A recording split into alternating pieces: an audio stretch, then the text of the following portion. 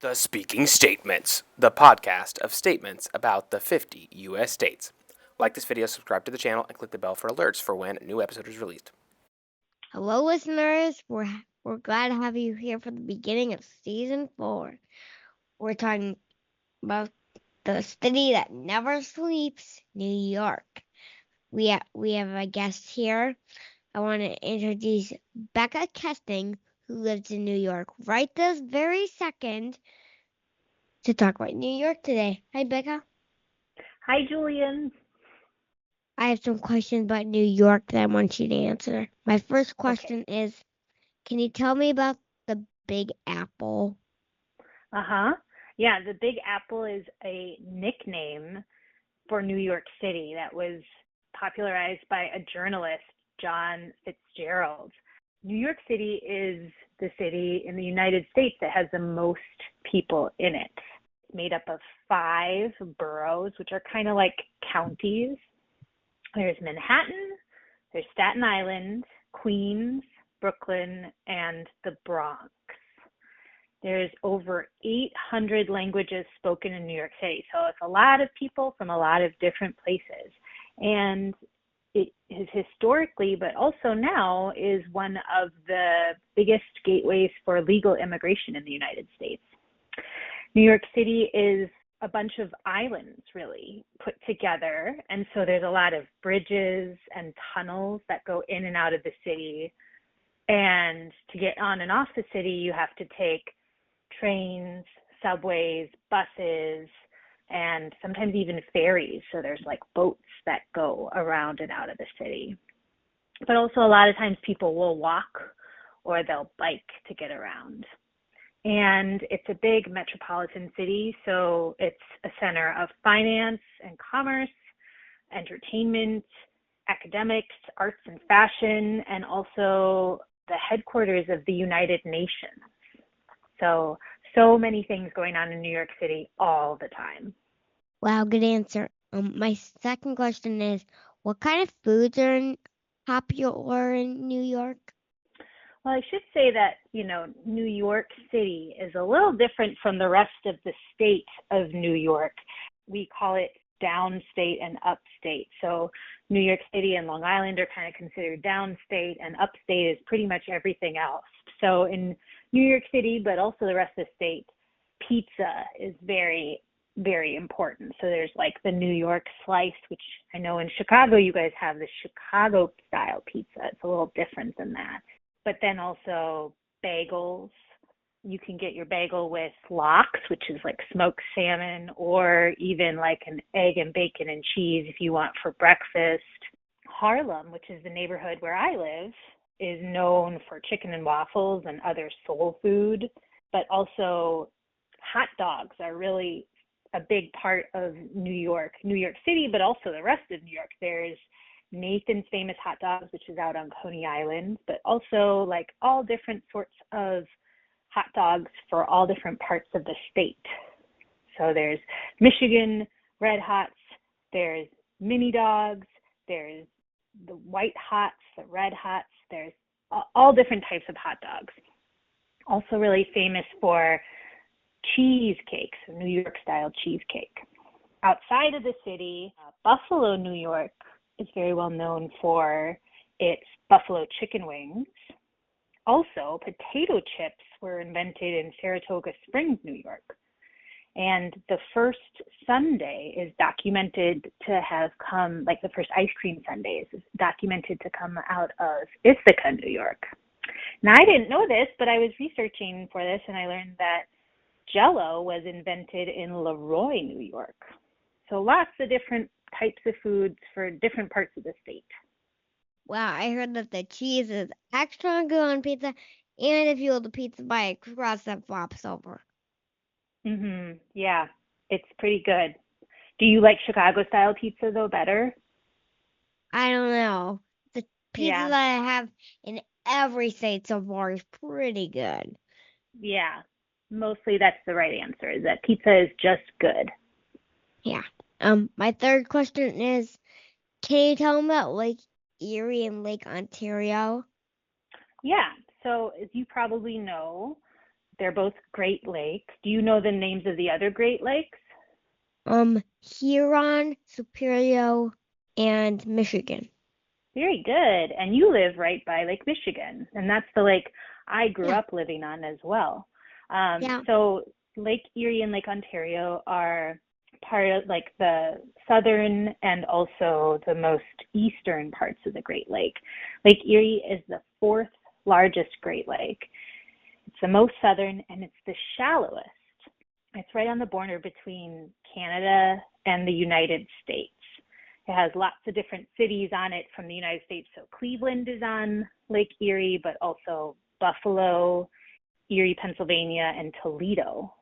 The primary inlet for Lake Erie is the Detroit River, and the main outflow is the Niagara River, which becomes Niagara Falls. A big part of lake effect snow, which we get, I know, in Wisconsin and Chicago too. When it's wintertime, we get a lot more snow because of the Great Lakes. That's a big part of what makes Buffalo, New York, such a snowy place in the wintertime. Lake Ontario, on the other hand, it is also between the border of Canada and the U.S., but the biggest border of it on the southern part is New York. It's the smallest surface area, but it exceeds Lake Erie in volume. It's the last in the Great Lake chains, so it serves as an outlet to the Atlantic Ocean by the St. Lawrence River. And the primary inlet for it is the Niagara River from Lake Erie, and the big outlet is, again, the St. Lawrence River. But a big part of how Lake Ontario affects New York State is that a lot of the breezes from the lake in the springtime help to lay the blooming of fruiting trees. So it helps protect a lot of those trees from frost and allows for apples and cherries, pears, plums, and peaches to be grown in orchards in Rochester, New York. Wow, that's a very good answer.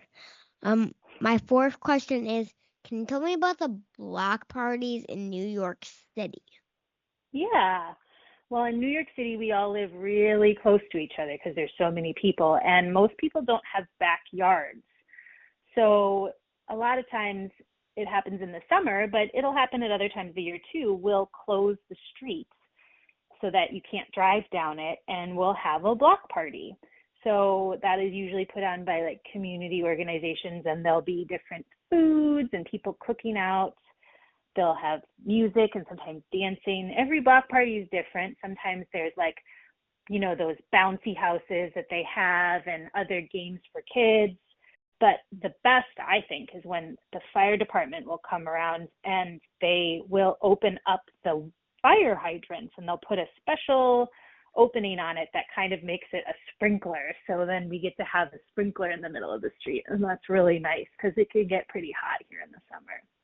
So yeah, block parties happen a lot in the summer, but all year round, all over New York, 5 boroughs. That's a good answer. My fifth question is, what do you like about New York and why? I haven't been around all of the states as much as I would like to have been.